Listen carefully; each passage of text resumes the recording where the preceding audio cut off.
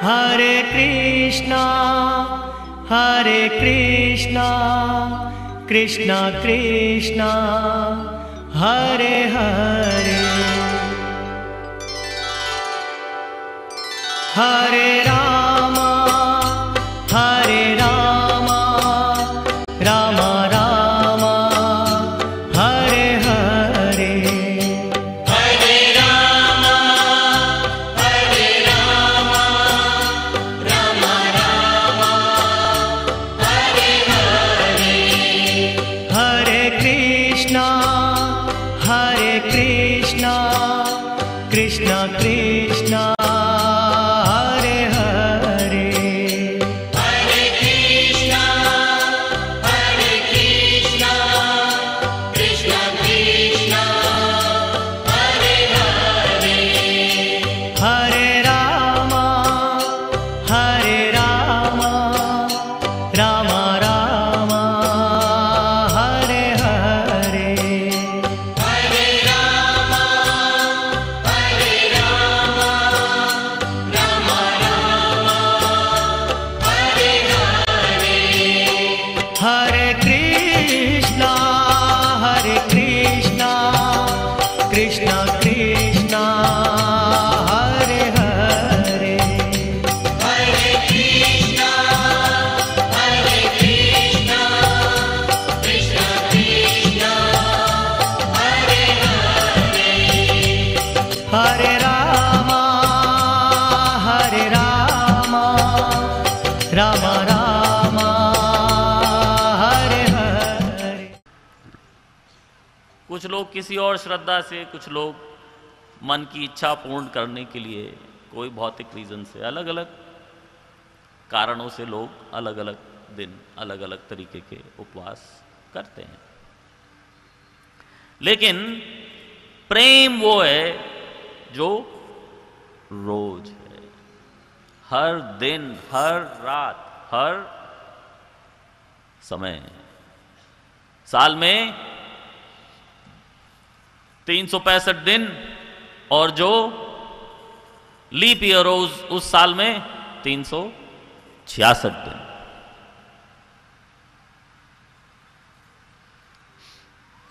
वो होता है प्रेम। तो ये भजन क्रिया, इसको साधना भक्ति भी कहते हैं। और उसके साथ साथ उसका दूसरा स्टेप है अनर्थ निवृत्ति, अनर्थों को त्याग। क्या होते हैं अनर्थ? कौन बता सकता है अनर्थ क्या होते हैं? अनर्थ निवृत्ति, अनर्थ जो बिल्कुल बेकार, क्या, जिसका कोई अर्थ ही नहीं है, जिसका कोई अर्थ नहीं, जिसको करना ही नहीं चाहिए, वो क्या होता है? पाप। अनर्थ निवृत्ति मतलब पाप से निवृत्ति। 4 तरीके के मेन पाप होते हैं। किसी भी तरीके का नशा पाप होता है, किसी भी तरीके का मांसाहार पाप होता है, पर स्त्री का संग या पर पुरुष का संग पाप होता है, और किसी भी तरीके का जुआ पाप होता है। ये 4 पाप हमें पूरी तरह से निषेध करने हैं अगर हमें भक्ति के पथ पर चलना है तो क्योंकि एकादशी के दिन पाप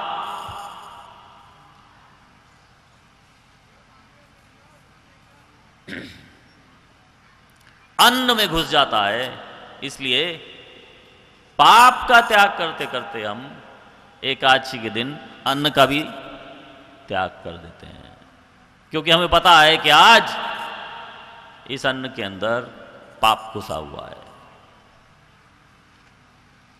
तो अगर ये 2 रास्ते हम चलेंगे तो हम श्रद्धा से आगे पहुंच सकते हैं। श्रद्धा से आगे क्या आता है?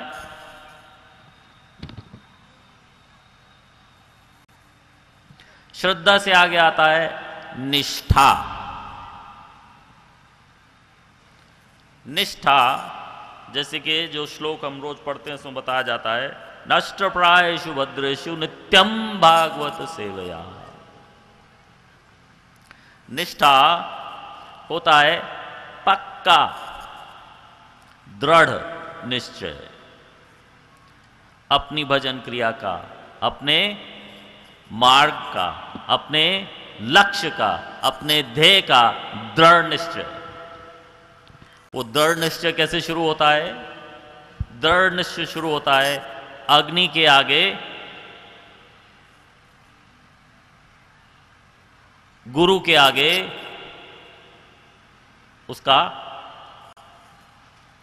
पक्की प्रतिज्ञा करना कि हम साधना भक्ति का जो रास्ता है, जब तक इस शरीर में प्राण है उसको फॉलो करेंगे और अनर्थ निवृत्ति करेंगे जब तक इस तन में प्राण है।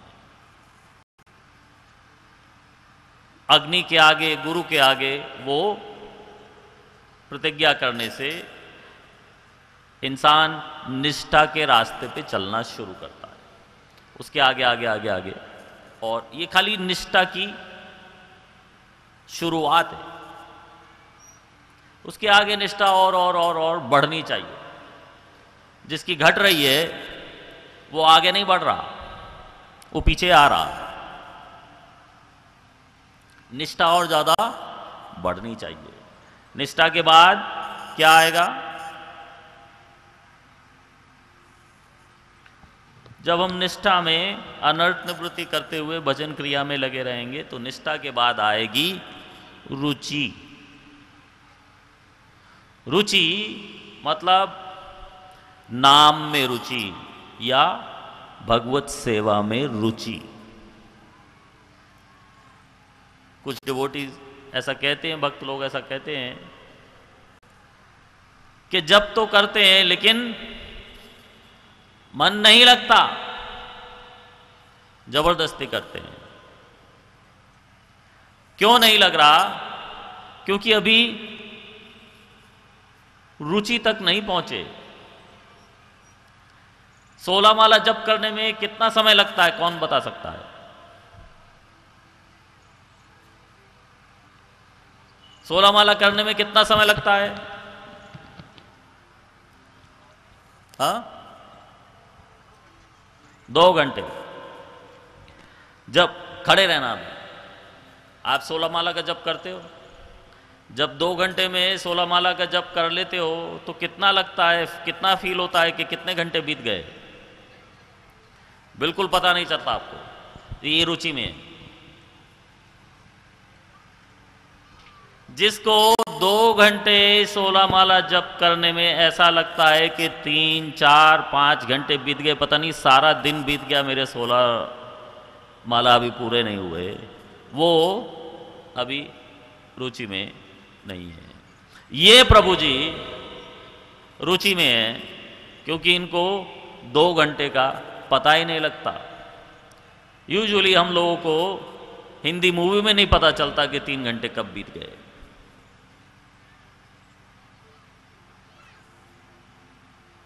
और इनको जप में नहीं पता चल रहा। प्रभु जी ये आपके लिए, बाकी हम सबको भी आशीर्वाद देना और दया करना और करुणा कि हम भी एक दिन वहाँ पहुँच जाएं जहाँ ये प्रभु जी हैं कि 2 घंटे का पता नहीं लगता कब बीत गए।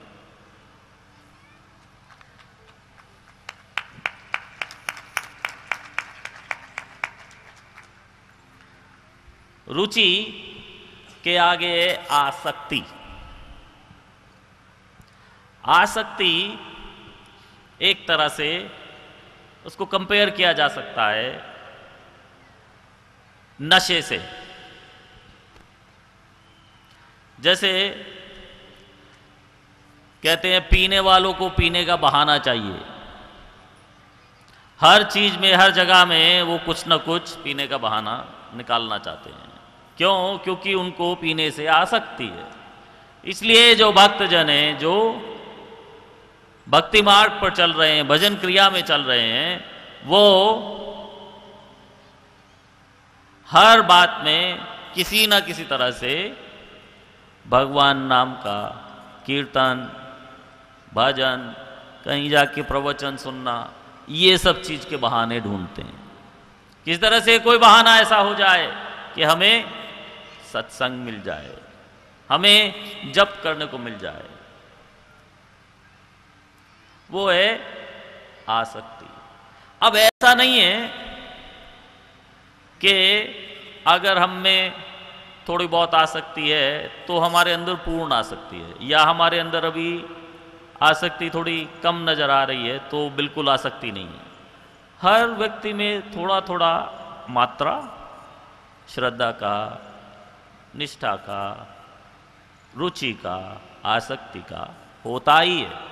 खाली उस मात्रा को हमें बढ़ाना है। आसक्ति के आगे जाता है भाव। जब भाव आ जाता है तो इंसान को हर दूसरे इंसान में, हर दूसरे जीव में, हर दूसरी वस्तु में भगवान नजर आने लगते हैं। हर चीज ऐसे लगने लगती है कि भगवान ये करवा रहे हैं। हर चीज में सर्व कारण कारणम भगवान ही है जो ये करवा रहे हैं। हर चीज में भगवान नजर आएंगे, भगवान प्रतीत होंगे।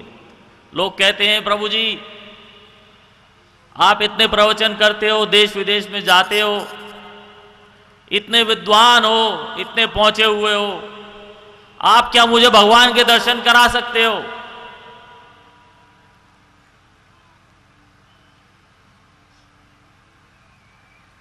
भगवान के दर्शन आपको अवश्य होंगे, लेकिन उसकी पूर्णतया इच्छा चाहिए, तब भगवान के दर्शन होंगे। क्योंकि वास्तव में भगवान हर समय हमारे सामने हैं। खाली हमें वो दर्शन करने के लिए वो चक्षु चाहिए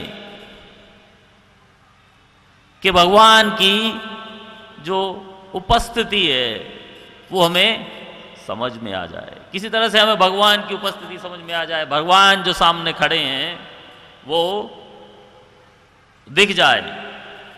अब यहां विपिन जी खड़े हैं, मुझे नहीं दिख रहे।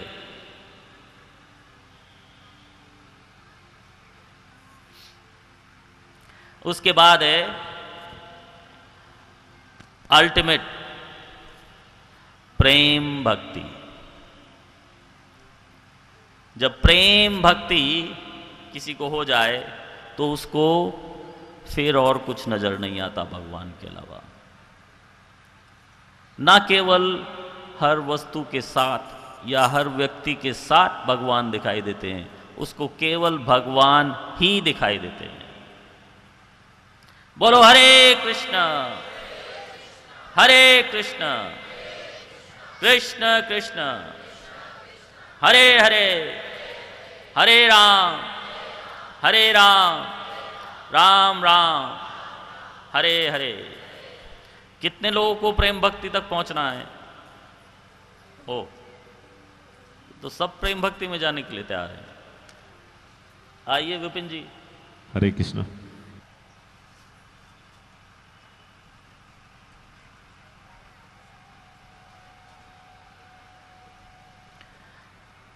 तो यहाँ उपस्थित सभी भक्तजनों ने ये आज स्वीकार किया कि सब प्रेम भक्ति की तरफ जाना चाहते हैं। प्रेम भक्ति एक बार फिर से वो होती है जब भगवान के अलावा कुछ और नजर नहीं आता। लेकिन आज हमारी परिस्थिति क्या है? हमारी आसक्ति किस चीज में है?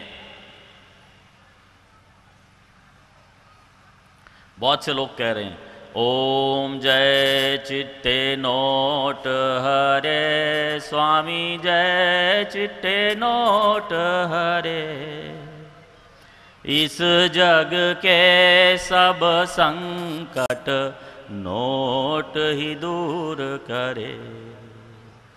ओम जय चिट्टे नोट हरे।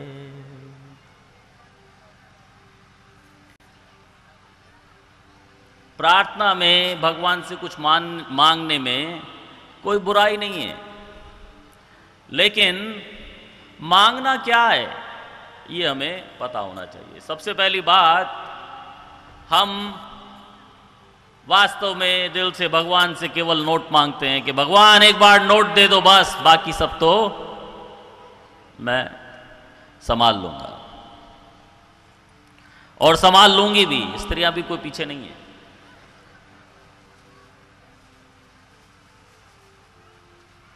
लेकिन वास्तव में कुछ भी जो महत्वपूर्ण है वो पैसे से खरीदा नहीं जा सकता। आप पैसे से शिक्षा खरीद नहीं सकते। सर्टिफिकेट खरीद सकते हैं, शिक्षा नहीं खरीद सकते पैसे से। स्वास्थ्य नहीं खरीद सकते पैसे से। सुख चैन नहीं पैसे से खरीद सकते। घर की शांति पैसे से नहीं खरीदी जा सकती। और क्या चाहिए हमें? संतुष्टि। संतुष्टि पैसे से खरीदी जा सकती है? नहीं। और सबसे अधिक महत्वपूर्ण क्या चीज है इस दुनिया में? सबसे अधिक महत्वपूर्ण क्या चीज है? कौन बता सकता है? शांति। शांति। कितने लोग शांति वाले हैं? और शांति के अलावा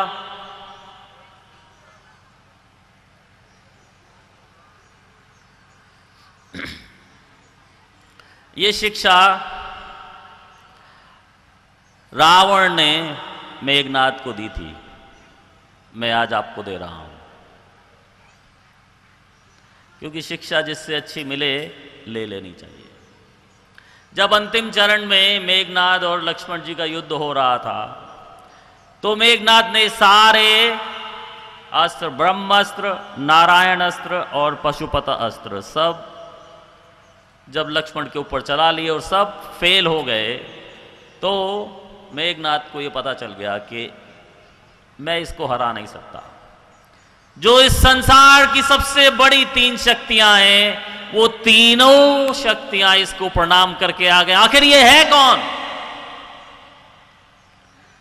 मेरी क्या बिसात है मैं इसको हरा दूं? इस दुनिया की सबसे बड़ी तीन शक्तियां इसको प्रणाम कर रही हैं। कौन है ये? तो युद्ध भूमि छोड़ के चला गया रावण के पास। उसको अंतर्धान होना आता था, वहां से अंतर्धान होके घर चला गया। रावण को कहा, पिताश्री मैं आपको सावधान करने आया हूं। ये जिनको आप वनवासी कहते हो ये भगवानों के भी भगवान हैं, क्योंकि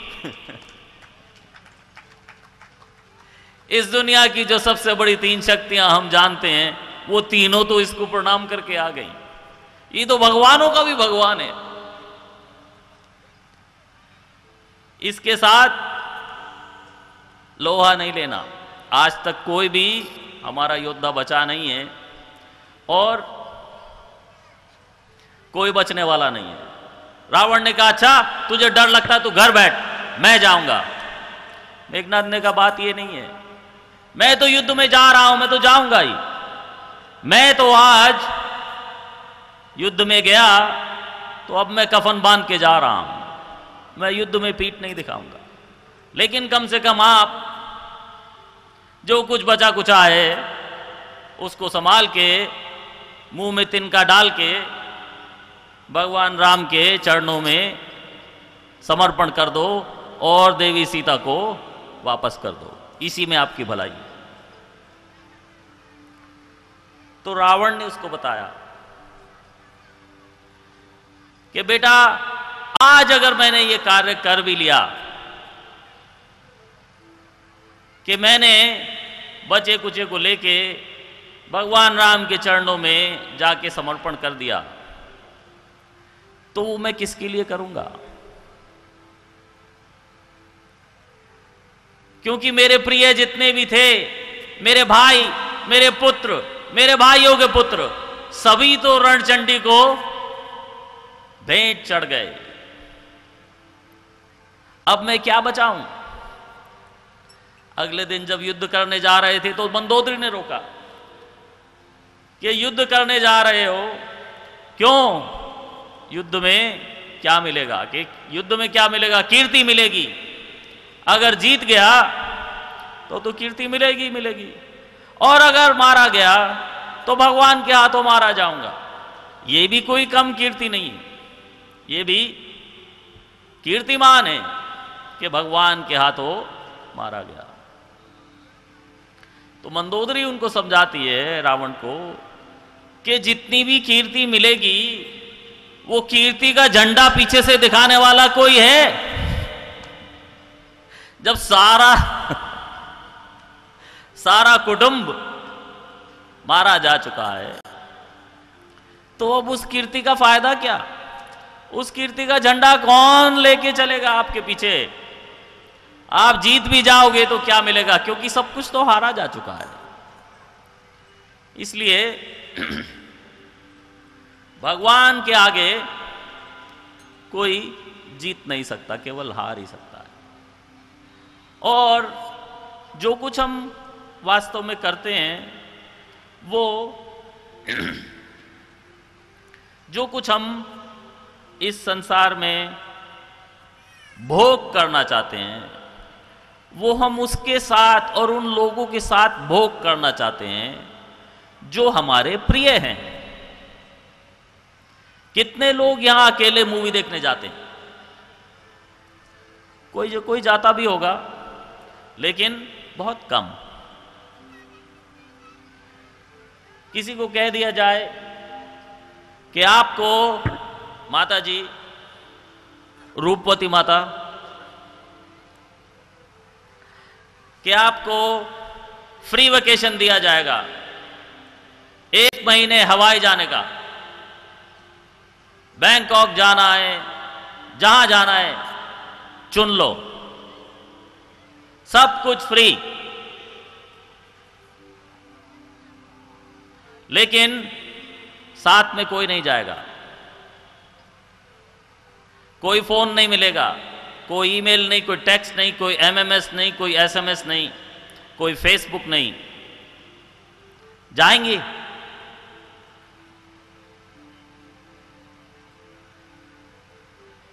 किसी को एक बहुत बड़ा बंगला समुद्र के किनारे हम फ्री देने के लिए तैयार हैं, खाली आपको वहां अकेले जाके रहना है। ना आपका पति, ना आपके बच्चे, ना आपके मां, ना बाप, कोई नहीं आएगा और किसी से संपर्क नहीं रख सकते। लेना है किसी को? नहीं लेना।